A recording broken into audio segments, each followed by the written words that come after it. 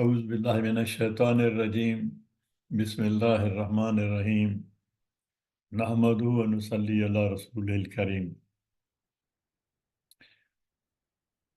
During the discussion of introduction to Surah Al-Fatiha, we had started discussion on individual words, phrases, and sentences. And we had reached where I think we had left the discussion when we were going to, I think, discuss one of the Asma'ul Husna, Al-Malik, Malik Yawmiddin. So in this context, there is some other discussion also which relates to what we have discussed, that I am leaving it for the time being. I would like to come back to it again. But in order to continue the sequence, I'm going to the discussion of Al-Malik. It will not take much time. We'll discuss and complete, inshallah, up to Daalin, and then I'll come back to these points which I'm skipping. But there is very important point in that discussion that when we are discussing separately and then jointly the words, the unique words of the surah, this is Malik. When we reach Ghairil Maghdub Alayhim, Maghdub we'll discuss separately. During this phase of discussion, it is just pointing out. It's not a detailed discussion. We'll discuss Maghdub separately, Dhalin separately, and Maghdub Alayhim Walad Dhalin together.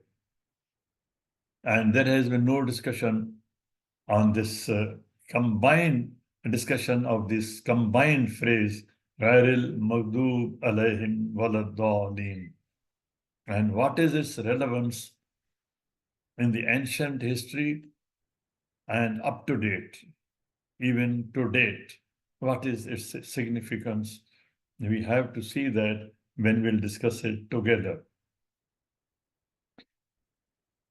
Malik, it has been categorically clarified that on the day of judgment, Allah Himself will be the only one alone, sovereign, owner, king. We have variously described it. Somebody has translated it as Malik. He will be the king on that day. He will be the emperor on that day. He will be the ruler on that day. That it has so many other nuances together, but I have only some of them pointed out that these are very important. When you say Al-Malik, he is the only one alone, sovereign, owner, king, who creates law, who interprets law, who interprets and implements law with all the authority. It's not like a king who may be subject to the advice, who may have a council, and he's not like a judge. That judge is subject to the law. He's not like a court. He's absolute creator of the law, creator of not only the law, but the entire situation, the stage on which this everything will happen. He is the Malik of the creation of a particular type of earth on that day.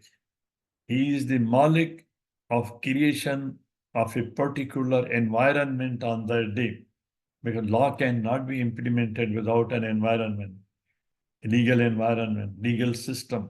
So this Malik has so many meanings.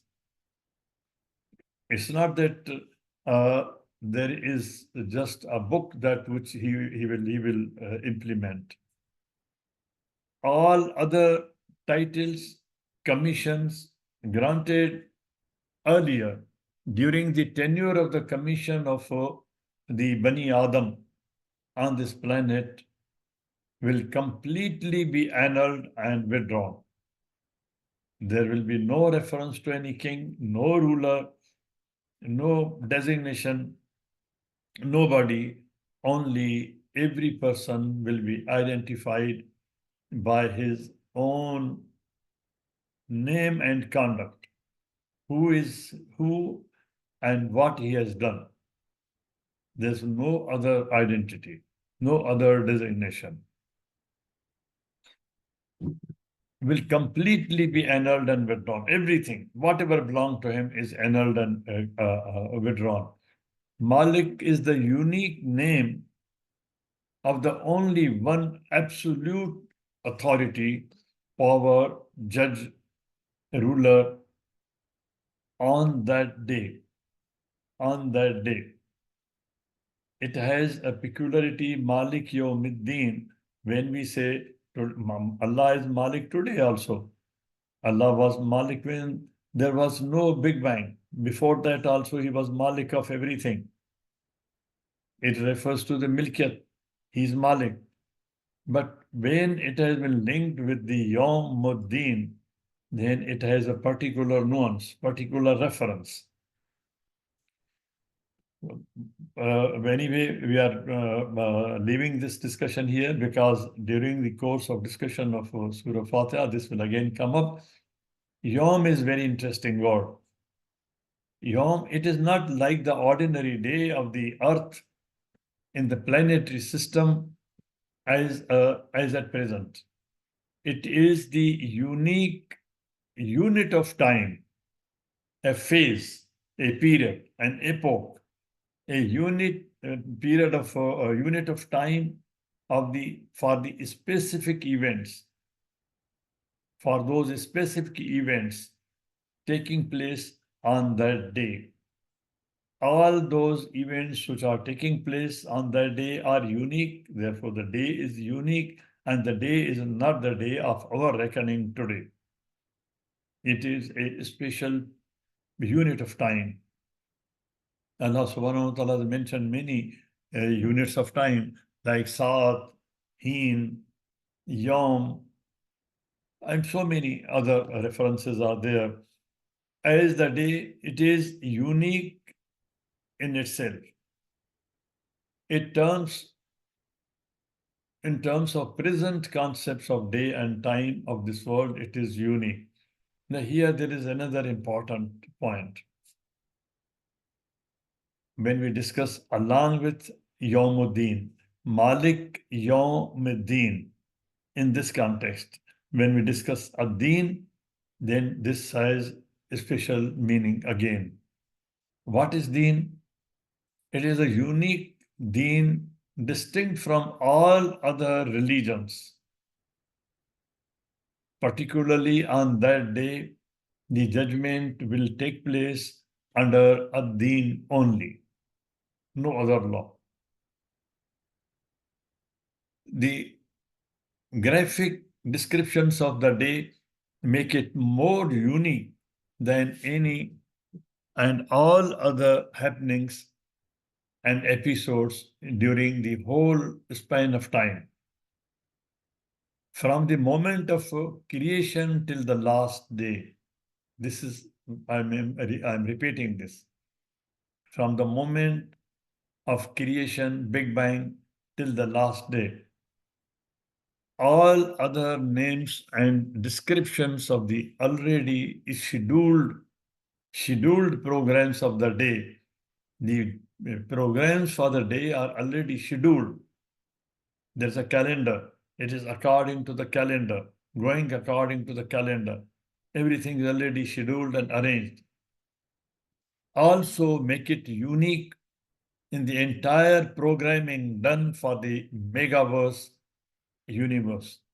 As a part of the universe, this Yom has a reference to the entire celestial arrangement of time, and till that point, till that Yom. Here it is an interesting point to which I was referring. When we combine Yawmuddin Yom and Deen, then there is a very interesting point which we have never discussed. On that day, where if we are interpreting this word as Yomuddin, the last day, and it is the last day, yes, it is the last day, then Allah is the Malik of the law, Malik of the judgment.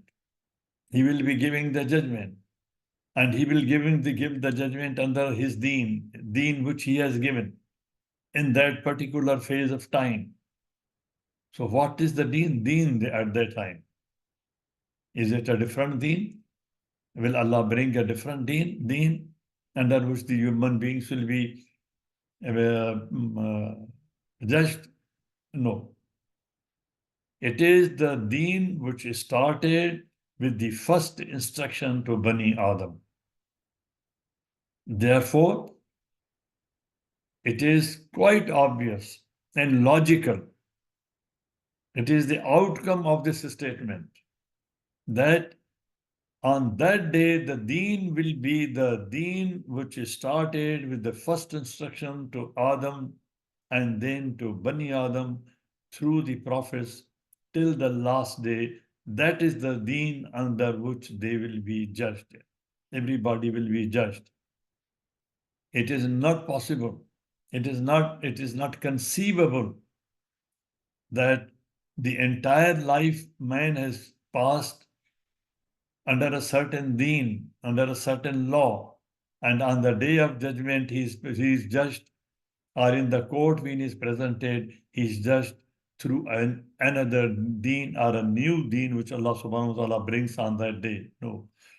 Here, Yawmuddin refers to a very interesting subject which we have to understand, that on that day the judgment will take place on the basis of the deen which started during the life of the man and which was implemented, and even if it was amended during the whole course of life of the human being on this earth.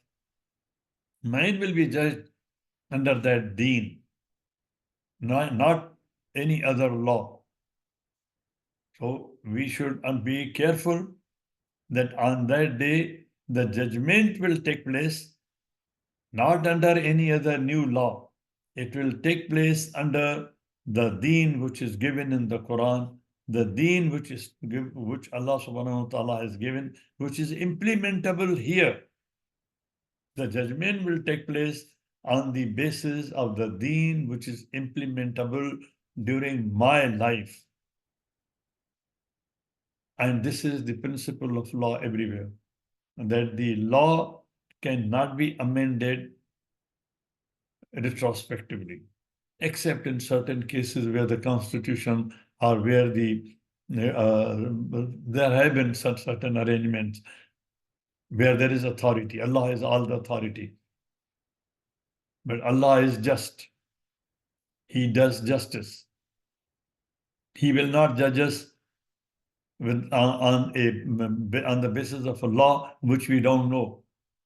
He will judge us only and only on the basis of the law which is notified to us, which is available to us, which is known to us, which has for which the information has been given to us, for which the prophets have been sent, and which has remained implementable during the entire course of human history on this planet. We will be judged under that law. There will be no other new law. In the Quran, word Yom has been qualified. Yom al-Akhir, Yom al-Din, wa ma adraka ya ma Yom al-Din. And then Allah subhanahu wa ta'ala has described it. There it has a different reference. It has a graphic description of the day, of the time, how it will happen, how the events will be conducted.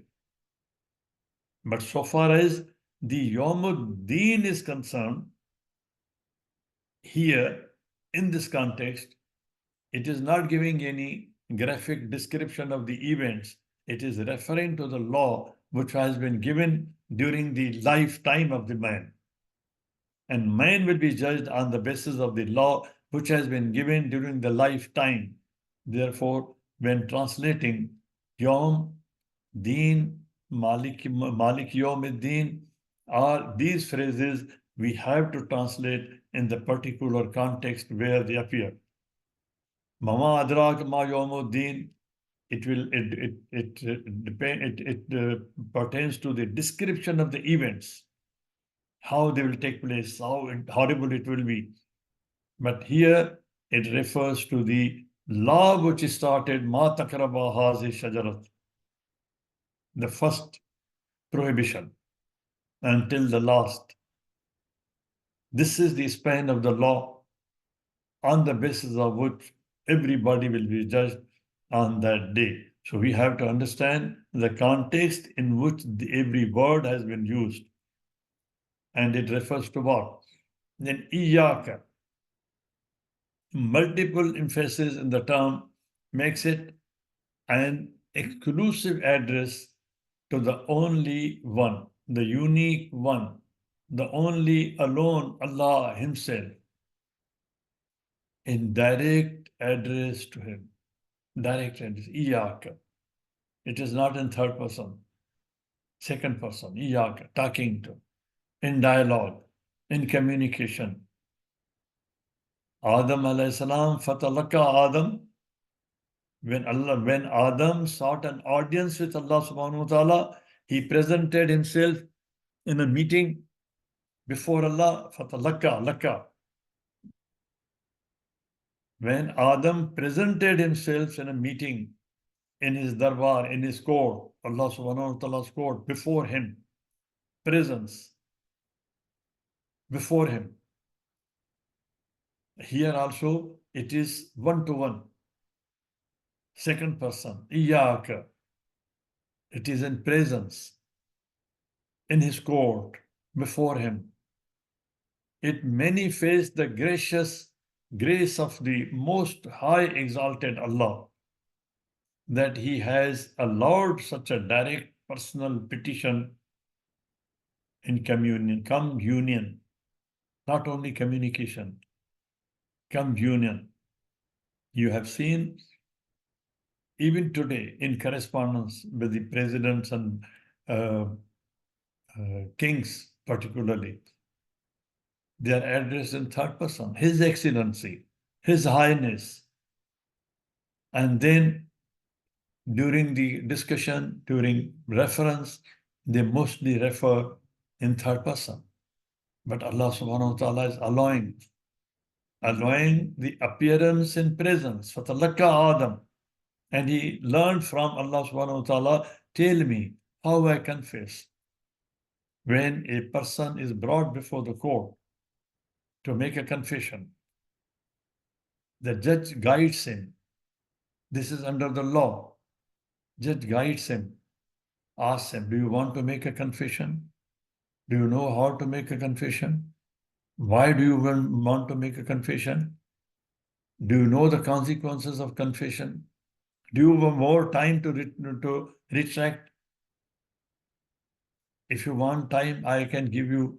From where are you coming now? Have you taken food? Have you taken water? Do you need anything? Sit down, take rest, then talk to me. Confession is a special thing. And when particularly somebody has a petition, plea, at that time, the judge, the ruler, is more merciful, more in a position of understanding and listening, accommodating. When one seeks the attention of the giver, iyaka, in the presence of Allah, before Him, iyaka, you only, Wahid, Ahad, Subhan, Samad, Malik, iyaka nabud wa iyaka nasta'in. And all this is happening in plural. It's not singular. We all. This is the beauty of Surah Al-Fatiha. In no other religion, in no other place, such an intimate, universal. You are allowed to beseech on the basis of others. You are allowed to beseech on the basis of the society. You are allowed to beseech on the basis of the community, of the whole society. إياك نعبد إياك نعبد وإياك نستعين. إياك نعبد. We all pray together. We all worship together. But this is not the complete meaning. We all obey together. When Abu Sufyan was shown at the time of Fatah al-Makkah, before that he had not seen the congregation, Jamaat. When he saw that with Allahu Akbar, all of them are going down and all of them are standing up. Such a discipline. All together.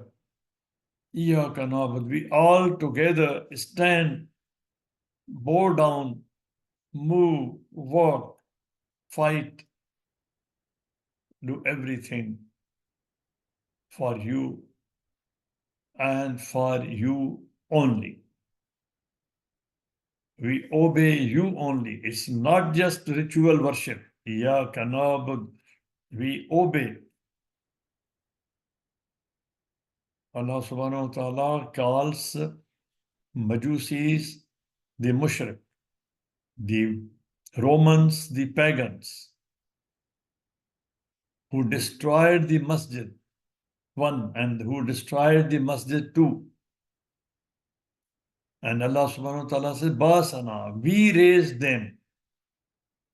They were ibad lana. They were our obedient people. To whom they were obedient? They did not know God. Allah doesn't say here ibad na. He says ibad lana. To us, they were the disciplined people. They followed the command. At one command, they moved together. They worked together. They fought together. They were disciplined. So Allah subhanahu wa ta'ala says, we raised the disciplined people, Iranians. We raised the disciplined people, Romans, who destroyed the masjid. The word masjid has been used. So it's not ritual. It doesn't say that the Musallin destroyed the masjid. It doesn't say those who were giving zakat, they came to destroy it. Ibad lana. Not those who are performing only ritual. Unity and universality of the worship, obedience, servitude, submission. I had mentioned earlier also. This is all the meanings. If one is doing ritual, it's no ibadah. But even if he's doing with obedience, in obedience to the command of call, he hayal salah, hayal falah, one goes running as if he is doing in obedience. No. Servitude, ibad, abd, that is the highest rank from Allah subhanahu wa ta'ala. From Allah subhanahu wa ta'ala. Asra bi abdihi. That is the highest rank. Allah Himself with him took him along. And submission, Kalbi Salim, Ibrahim alayhi salam. All these ingredients go together. Belongs to the only one who deserves to be, ought to be. It has to be the belief. Why I'm doing this? Why I'm bowing to Allah? Why I'm prostrating? Why I'm submitting? Why I'm not going near the shajaratan? I'm not going near the shajaratan, la takraba hazi shajarat, because I am an obedient person in servitude, in submission, in awe and reverence to my Creator, my Lord, who has said this. Don't do this. and he ought to be worshipped. He ought to be obeyed. He ought to be obeyed. That is why I'm doing this. Could be and should be. It's not only that he ought to be, but he is the only one who could be and should be, who should be prayed as Allah. None, nothing, not at all. And iyaka nasta'in, if, for example, anybody is performing all rituals, he is perfect in every other respect. But when it comes to seeking help, when it came to the point where Zakaria needed help, I'm old, my wife is born barren, I need support, I need hair, waris, I need son, from whom to whom he beseeched, from whom he sought the help as the doctor. He told the doctor that these are my ailments, and all these ailments are impossible to cure. Impossible. 3 impossibilities, all impossible.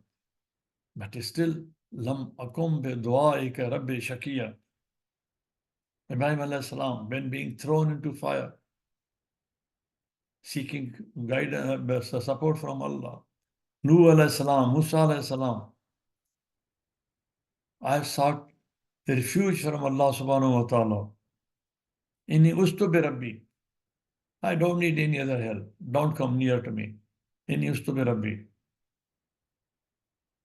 Only one supreme source of strength and support that creates, sustains, and consigns all matter, energy, every force and everything, every time, for everything. Ihdina, this we will discuss in detail, so here I will not take much time. For creation and creatures, their existence and development, there is a unity of command and instruction. In Ihdina, we have to understand this thing very clearly, that Ihdina, when we say jointly, Ihdina, there is a command and instruction which is unique and one, which is uniform in the universe. I'm not seeking an instruction which is unique only for me. Allah subhanahu wa ta'ala's command in the universe, the law in the universe is uniform. It is in harmony with nature. From the only one guide, there's one lawgiver. Now the scientists believe that there is only one law which is sustaining the universe. We have identified 4 fundamental forces, but they're all combined together again into one. If the law is one, the lawgiver is one. The law is in harmony. He is in constant communication, and the law is not made by him.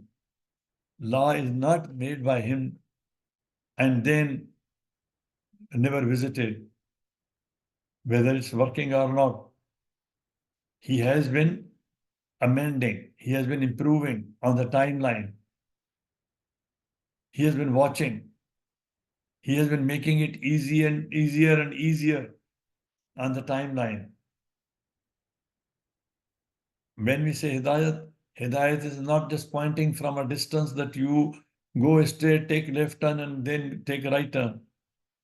Idna is that be along with us, be with us. At every step we take, you make us take. Be with us. From the start to the finish with success, with the benefits, fruitful. All these things are combined in this. He is in constant communication. He sustains, develops, and carries forward all at the same time and all the time at all places and places of existence. Ihdina, when we say in plural, we are admitting that whether it is one Adam or there are 2 billion, there are 7 billion, there are 10 billion, there may be any trillions of creatures. He has the power, authority, sciences to guide them all at the same time.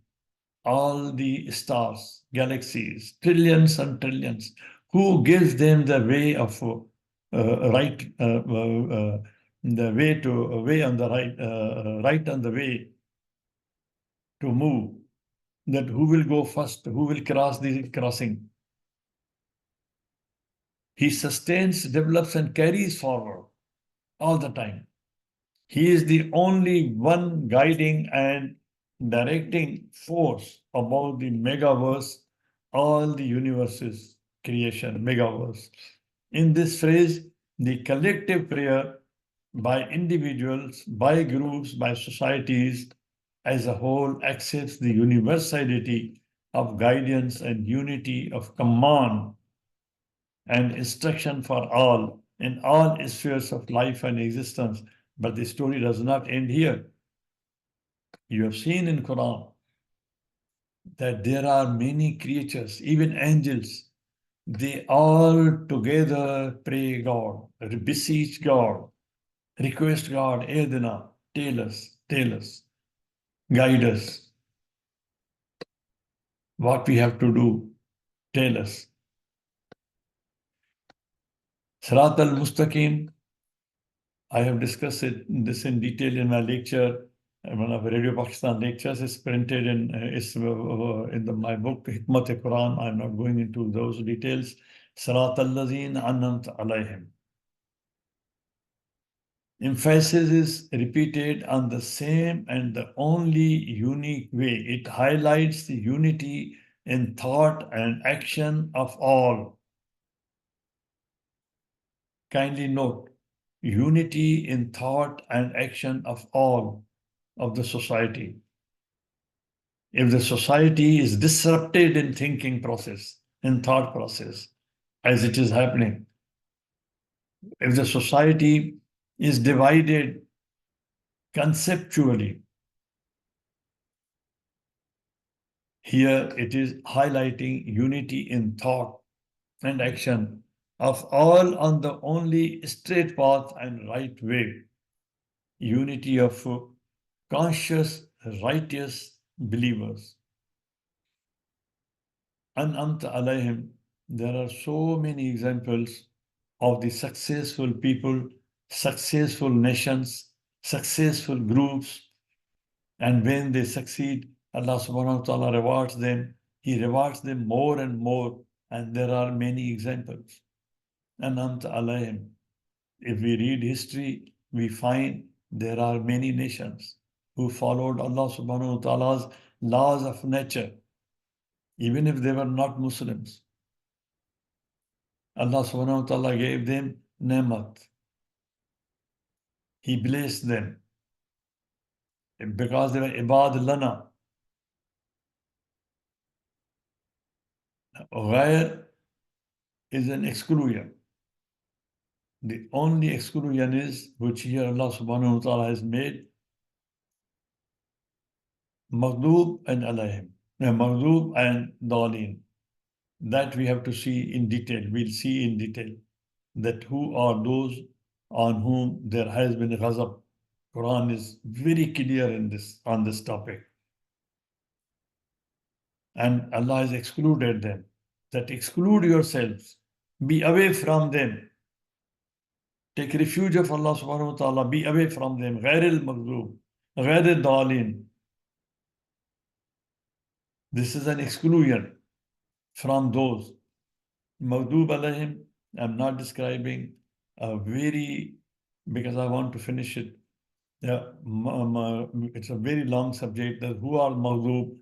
And there are many examples in Quran. Allah subhanahu wa ta'ala has mentioned, many people He has mentioned as nations who are destroyed, with whom Allah was angry. And then Dhalin also, they have been mentioned in detail at many places. But I will just point out one thing which is very important, which has not been discussed, which has never been discussed, that I want to discuss together. I'll just point out, and maybe I'll not be able to finish it today, but I made all this hurry to reach this point. Maghdub alayhim waladhalin. Allah subhanahu wa ta'ala has brought these two things together. With wow, He has connected them together. And Allah subhanahu wa ta'ala has asked us, ghair, exclude them, exclude yourself, be away, far away, be careful. Have we interpreted ever together Maghdub alayhim, those on whom there was ghazab, and waladhalin and dhalin together. Allah has connected them together. In history, have we discussed? Have we studied? Have we conducted any research? The first thing is to find out, is there any nexus between the two? The Maghdub and the Dhalin? Yes, there's a nexus. Not one. At many places in the history we find, in the world history we find, in the ancient and the modern history we find. But here I'll refer to only one thing, which is very obvious, current, modern, in modern geopolitical history, the nexus of the Maghdub and the Dhalin. Failed models and geo-religious scene at the revelation and the today. Has it changed? Has this nexus changed that existed on the day the revelation started, and today when we are seeing live streaming of the action of the nexus? Live action of the nexus. I'm talking of the nexus. What is that nexus? But before that, as I said, history, I'm just pointing out today, we'll discuss it. I will not be able to finish it today. Therefore, I'm just pointing out, I've left so many points. There's a Chinese model, there's an Indian model, there are so many other models. There's a Magian model, there is Judaic and Christian model, nexus. I'm talking of the nexus. This we will discuss. And what we will discuss in this context, Christian Zionism, not Judaic Zionism. That is very obvious. Everybody knows. You kindly read it. I'm leaving this topic for you. We will discuss next time. Christian Judaism. And is there any other non-Jewish Judaism? Muslim Judaism? Is there any? And what is the biblical belief in Christian Judaism? The nexus. And everything which I brought here, quoted here, it is in inverted commas. Right from this word, it is in inverted commas. Every word here refers, gives a reference, and every word here is in inverted commas. This is not my finding. This is not my research finding. This is not my word. This is not my opinion. This is what I have seen, simply copied, pasted in inverted commas, Christian Zionism. I'm just exposing this to you, that we will discuss maybe next time. And I will try to finish in one discussion, but maybe We will see whether we can do this. The nexus between Maghdub and Dalin, Walad Dalin, with all these references. And today, this is live streaming before our eyes. This is all modern history, written, available on net, on Wikipedia, on internet, in the books, and not hundreds of books, not in thousands of books, in hundreds of thousands of books. Hundreds of thousands of books. Have you read them? Do we find any reference of Walad Dalin and Maghdub in there? سبحان ربك رب العزة عما يصفون وسلام على المرسلين والحمد لله رب العالمين. اللهم صل وسلم وبارك على سيدنا محمد وعلى آله وصحبه. اللهم اهدنا فيمن هديت وعافنا فيمن عافيت وتولنا فيمن توليت وبارك اللهم لنا فيما أعطيت وقنا واصرف عنا شر ما قضيت. اللهم ادخلنا برحمتك في عبادك الصالحين. اللهم اخرجنا من ظلمات الجهل والوهم إلى نور العلم. اللهم علمنا ما ينفعنا وانفعنا بما علمتنا وزدنا علما. اللهم اجعلنا ممن يستمعون القول فيتبعون أحسنه. اللهم اكفنا بحلالك عن حرامك وبطاعتك عن معصيتك وفضلك عن من سواك. اللهم بفضلك ورحمتك أعلي كلمة الحق والدين. اللهم انصر الإسلام وعز المسلمين يا أكرم الأكرمين. Oh Allah, spread your mercy upon us. Shower us with your blessings. Increase our knowledge. Grant us forgiveness. And reward us with the company of the prophets in the Firdaus al-A'la. Oh Allah, forgive our parents and all our friends and relatives who have passed away. Oh Allah, make their graves guarded from heaven and grant them the Firdaus al-A'la. Oh Allah, we have many of our friends and relatives who are sick. Oh Allah, we have our son Ma'raj, our daughter Aishawani, the grandson of our brother Azman, and Azam, and many others. Oh Allah, grant all of them full and speedy recovery. Oh Allah, grant them a permanent cure that leaves no ailment or injury. Oh Allah, guide our children, protect them, and make them righteous. Oh Allah, we have many of our brethren who were living under oppression. We have our brethren in Palestine and in Sudan who are facing barbaric enemies, unjust world, and complacent Muslim nation. Oh Allah, grant them peace and prosperity. Oh Allah, heal their trauma, protect their helpers, and grant them victory. Oh Allah, we ask with every name you have elected for yourself, that none of us leave this gathering, but his pains have been relieved, his worries have been removed, his debts have been paid, his weaknesses have been concealed, and his sins have been fulfilled, and his sins have been forgiven, and his needs have been fulfilled. Oh Allah, subhanallah wa bihamdih, عدد خلقه ورضا نفسه وزنة عرشه ومداد كلماته. سبحان الله وبحمده عدد خلقه ورضا نفسه وزنة عرشه ومداد كلماته. سبحان الله وبحمده عدد خلقه ورضا نفسه وزنة عرشه ومداد كلماته. والعصر إن الإنسان لفي خسر إلا الذين آمنوا وعملوا الصالحات وتواصوا بالحق وتواصوا بالصبر. وآخر دعوانا أن الحمد لله رب العالمين والصلاة والسلام على خير المرسلين. اللهم صل وسلم وبارك على سيدنا محمد وعلى آله وصحبه والسلام عليكم ورحمة الله وبركاته.